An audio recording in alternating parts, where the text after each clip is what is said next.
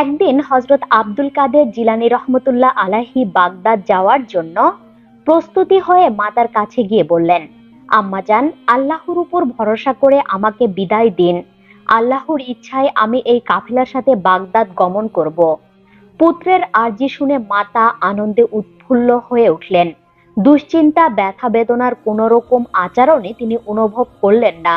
সহাস্য বদনে তিনি বললেন, হে প্রিয় পুত্র, আর বিলম্ব না করে অতি শীঘ্রই যাত্রা করো।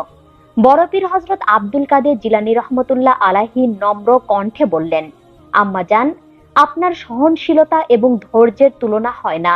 বাগদাদ যাত্রার প্রাক্কালে শুধু একটি কথাই আমার মনে দোলা দিচ্ছে যে আপনার এই বৃদ্ধ অবস্থায় সংসার যাত্রা কিভাবে নির্বাহ হবে। আমার অনুপস্থিতিতে আপনার দেখাশোনা, সেবা শুশ্রার দায়িত্ব কে নিবে? তখন মাতা বললেন, তুমি কি আল্লাহ